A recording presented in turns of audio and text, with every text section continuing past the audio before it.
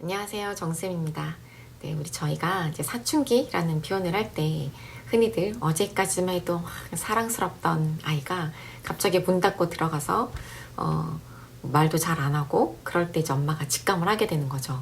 아, 말로만 듣던 그분이 오셨구나. 이렇게 동네 언니들한테 미리 예방주사도 맞았고 요가책이나 뭐 유튜브를 통해서 이론을 많이 접했다곤 하지만 막상 나의 아이가 씩씩거리면서 또는 띡띡거리면서 내가 알아서 할게요 라고 하고 알아서 하는 건 하나도 없을 때 마음이 이제 불안하죠. 또 이런 아이가 학원을 가서는 잘 하고 있는지, 또 학원 쌤한테 여쭤보면 맨날 잘하고는 있다고는 하는데 진짜 잘하고 있는지 알 길이 없습니다.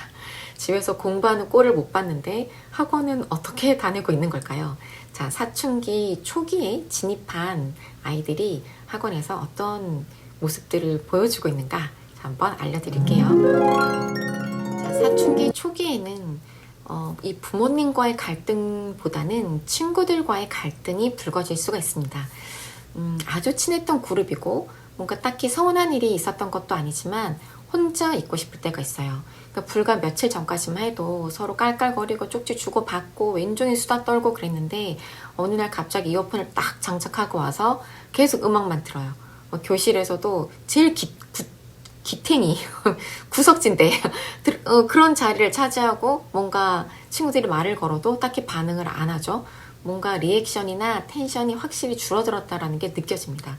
그러니까 이 사춘기가 비슷한 시기에 오면 좋은데 아이들마다 시기적으로 차이가 있다 보니까 먼저 겪는 친구들은 또래 친구들이 유치해 보이고 반대로 이 친구들은 사춘기에 들어선 친구가 변했다라고 오해하기도 합니다.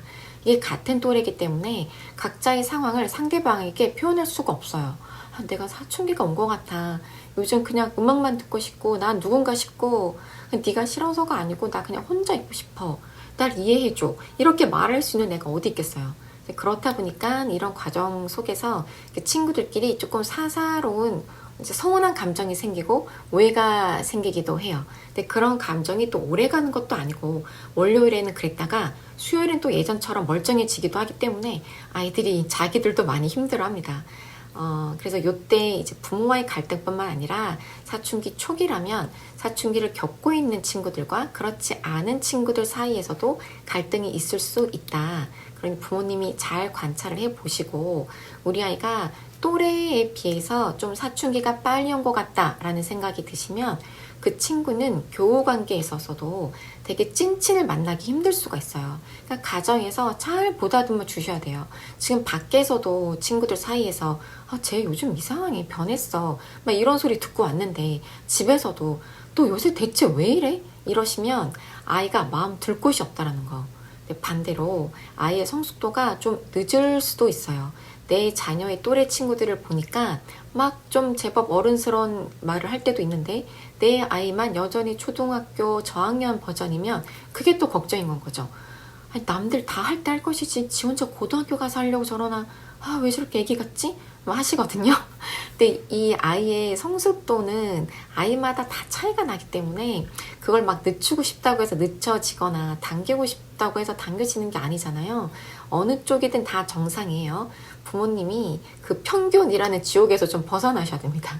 아이가 또래 집단에서 한 발자국 밖에서 서성이고 있을 수도 있기 때문에 잘 보다듬어 주셔야 된다. 저도 제 딸이랑 제 딸 이게 절친이 6학년 때 둘이 사춘기 오는 시기가 달랐어요. 제 딸이 좀 늦었고 절친이 더 빨리 사춘기가 왔거든요. 그러니까 그 전에는 둘이 죽고 못 살던데 이 친구가 먼저 사춘기가 이제 접어들기 시작하자 계속 음악만 듣고 제 딸이 뭐라고 말을 걸어도 이렇게 반응을 안 해주니까 저 옆에서 지켜보자니 너무 불쌍한 거예요. 얘는 얘대로 불쌍하고 쟤는 제대로 지금 안쓰러운 건 거예요. 이게 한 5, 6개월 정도 유지가 됐던 것 같아요. 제 딸은 제 딸대로 상처를 조금 받았고 엄마 누구가 예전 같잖아 내가 싫어졌나 봐 뭐 이런 말을 많이 했고요. 또 그 친구는 그 친구 나름대로 혼자만의 세계에 좀 빠져 있었던 시간이 있었기 때문에 자연스럽게 시간이 흘러서 제 딸도 이제 사춘기 진입하면서 둘이 이제 평준화가 돼서 다시 잘 말을 안 듣고 둘이서 이제 같이 사고를 치게 되었죠. 자, 근데 두 번째로 이제 혼란스러운 도덕성. 내지 뭐 무너지는 도덕성이라고 말씀을 드리고 싶은데요. 자, 이런 학생이 있어요. 항상 어른들한테 인사 잘해요. 시간 약속도 잘 지키고 친구도 많고 되게 활기가 넘쳐요. 친구가 단어 외우는 거 싫다고 하면 단어를 왜 외워야 하는지에 대한 이유를 저보다 더 막 설명을 열심히 해줘요. 이런 친구 있으면 계속 친하게 지내라고 하고 싶죠. 또 이런 학생도 있어요. 친구가 타기 전에 엘리베이터를 먼저 탑승을 하고 문을 닫아버린 후에 내릴 때 꼭대기 층부터 차례대로 다다다닥 버튼을 누르고 내려버리는 거죠. 친구가 또 뭐 에너지 드링크를 마셔보고 싶은데 엄마가 그거 마시면 죽인다고 했다고, 그래서 못 먹겠다라고 하니까 야, 한 병 마신다고 어떻게 되는 거 아니야, 너 마마거리야? 하면서 약간 핀잔을 줬어요. 이 내용을 들으면 요 후자는 애가 조금 얄밉네 라는 생각이 드실 거예요. 근데 이 사연의 주인공은 동일인입니다. 자, 학교나 가정에서 아이들이 이제 공부를 좀 잘하거나 뭐 이제 부모님 말씀을 잘 들으면 그로 인해 도덕성도 뛰어날 거라고 생각을 해요. 하지만 이런 아이들도 친구를 괴롭힐 수 있고 오히려 더 지능적으로 레이더망을 피해서 사고를 칠 수 있어요. 제가 중재를 해야 되는 과정에서 상담을 해야 할 때 가장 이제 힘든 경우가 우리 애가 그럴 리가 없어요, 이거거든요.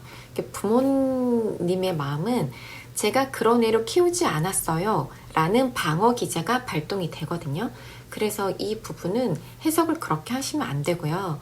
아, 우리 애가 이제 똥인지 된장인지 다 찍어 먹어보겠다 라는 식의 접어들었구나 라고 받아들이셔야 돼요. 예전에 엄마가 지지야 똥이야 먹지마 하면 안 먹었는데 이 시기는 진짠지 아닌지 내가 확인해 보겠다 이런 마음이거든요. 그래서 이 시기의 아이들을 바라보면 유치원 아이들보다도 도덕성이 결여되어 있다라고 보일 때가 있어요. 제 일화를 하나 말씀드리자면 교실에 이렇게 벽지가 발라져 있잖아요. 그런 걸 이제 한 학생이 조금씩 뜯기 시작을 했어요. 제가 하지 말라고 제지를 했고 이렇게 너덜거리는 부분을 풀로 붙여서 이렇게 딱 붙여놨어요. 근데 제가 안 볼 때마다 자꾸 거기다가 손을 대서 또 이렇게 탁탁탁 이렇게 해가지고 또 그걸 조금씩 뜯다가 결국은 어느 날 쫙 뜯어버린 건 거예요. 벽 한 부분에 거의 한 3분의 1 정도가 벽지가 다 뜯겼었어요. 그때 제가 이 혈압이 올랐던 거 생각하면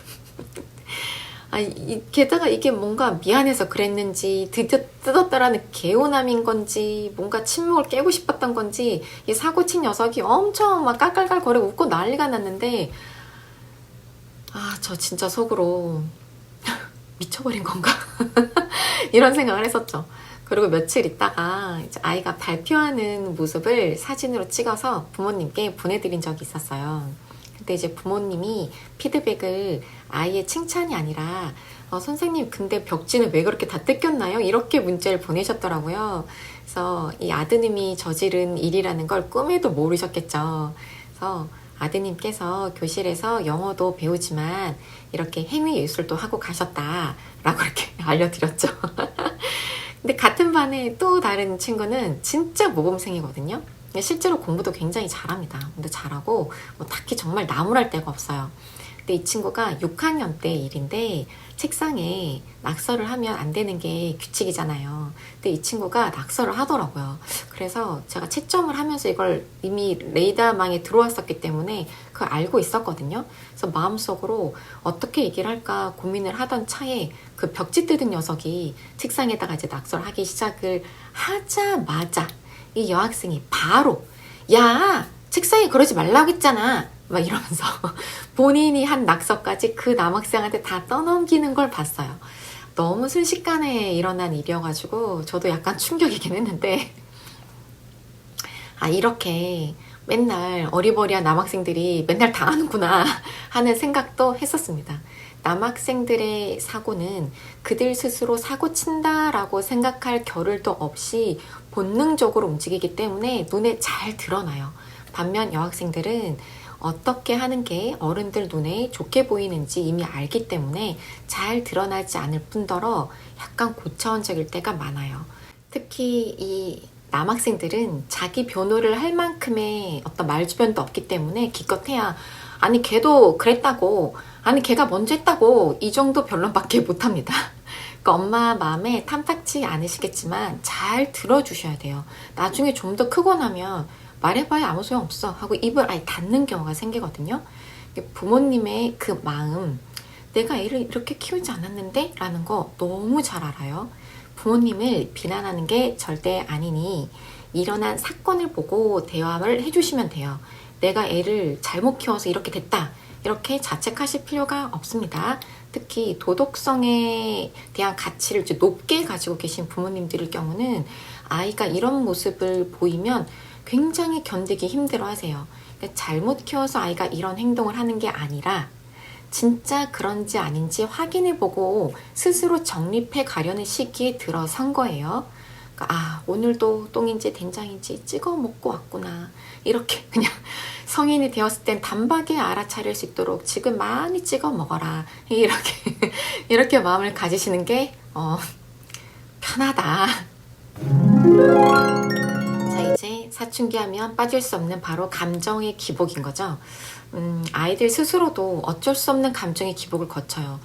이 부분은 저도 이렇게 수업을 할 때 굉장히 많이 부딪히는 부분인데요. 고스란히 그게 다 드러나거든요. 분명히 이 친구의 능력으로 충분히 풀 수 있다는 걸 제가 뻔히 아는데 굉장히 비협조적으로 나오는 건 거예요. 금쪽아 요거 어서 하자 라고 하면 모른대요. 막 이래. 그럼 제가 다가가서 그래? 그럼 선생님이랑 같이 풀자. 어디가 막히니? 이제 1번부터 같이 이렇게 막 풀어줘요. 그럼 일단 제가 친절을 베풀었고 옆에서 하나씩 도와주고 있다는 걸 본인도 알기 때문에 더 이상 반항할 건덕지가 없음은 알지만 그래도 감정이 쉽게 누그러들지는 않았을 때 연필에다가 이제 또 화를 냅니다. 종이가 막 찢어질 만큼 글씨를 팍팍 쓰면서 막 내가 지금 극도로 지금 하기 싫다는 것을 어떻게든 막 보여주거든요. 그럼 강사도 이쯤 되면 슬슬 화가 납니다. 저는 한 3번은 이렇게 품어주고 한 번은 눌러주는데요. 이 친구가 화를 내거나 말거나 난 아무것도 안 들려, 난 모르겠어 이런 버전으로 책에 일단 글을 빡빡 쓸 때도 옆에서 계속 맞아, 그치, 그렇지, 그거야, 그렇게 하면 돼, 할 수 있네, 계속 이런 리액션을 하는 건 거예요. 하지만 때론 저도 사람인지라 금쪽아, 네가 지금 모르는 게 아니라 하기 싫은 거잖아. 모르는 건 너가 이해가 될 때까지 선생님이 설명을 해줄 수 있지만 하기 싫은 건 내가 도와줄 수가 없어. 오늘은 그럼 선생님이 하는 말에 어떤 말도 대답하지 않아도 돼 라고 하고 그냥 한번 끄어주는 건 거죠. 그럼 조금 미안해 하면서 자세를 고쳐 앉는 친구들도 있지만 또 막 교실이 그렇게 추운 게 아닌데도 막 패딩 지퍼를 막 여기까지 올리고 모자까지 뒤집어 쓰고 막 이래가지고 막 거의 아무것도 안 보여. 혼자 교실에서 동굴 속에 들어가 있기도 합니다. 그런 걸 지켜보는 마음이 쉽진 않거든요. 이런 이제 좀 사소하게 부딪히는 그런 순간들, 이거를 강사의 말을 듣지 않는다라는 어떤 불복종의 시선이 아니라 얼마나 힘든 일이 있었으면 여기 와서도 저러고 있을까라고 좀 봐주면 좀 안쓰러운 마음이 드니까 자존심 싸움을 할 필요가 없는 건 거예요. 집에서도 아이를 조금은 좀 안쓰럽게 봐주시면 좋겠어요. 학원에 와서 저한테 하는 말 중에 제가 그냥 개인적으로 제가 이렇게 듣고 싶어 하지 않는 말 1위가 집에 가고 싶다 이 말이거든요. 제가 경험이 많지 않았을 땐 그 말을 저에 대한 거부로 받아들였어요. 나 영어 싫고 나 너도 싫어 이렇게 제가 해석을 했기 때문에 좀 상처가 됐었죠. 지금은 그 말이 쉬고 싶다는 뜻이구나 라고 제가 해석을 합니다. 그래서 학교 마치고 바로 올려니 힘들지 이렇게 물어봐 주면 네 하면서 그때부터 학교에 있었던 일을 막 이렇게 쫑알쫑알 얘기를 하거든요. 이렇게 사춘기 진입 단계에 있는 아이들은 여전히 초등학교 그 저학년 때의 그 귀여운 모습과 또 가끔씩 완전히 달라진 모습을 교대로 이렇게 보여주기 때문에 사람을 막 헷갈리게 만들죠. 학원에서도 비협조적으로 나오는 경우가 있지만 또 그거를 다 지적해서도 안 되고 지적할 수도 없다라는 거를 조금 이해를 해주시면 좋겠어요. 여러분도 퇴근하고 나면 집에 가서 그냥 쉬고 싶잖아요. 아이들도 똑같은 마음이다라고 생각을 하시면 될 것 같습니다. 자, 요번 시간은 제가 시간이 오늘 약간 중간에 휴강이 하나 생겨가지고 영어 이야기 말고 학원에서 아이들의 모습을 한번 알려드렸고요. 다음번에는 조금 큰 아이들, 중학교 이상, 완전 이제 사춘기의 터널의 정점을 찍고 있는 형아 누나들의 모습도 한번 알려드리도록 할게요. 자, 오늘은 여기까지.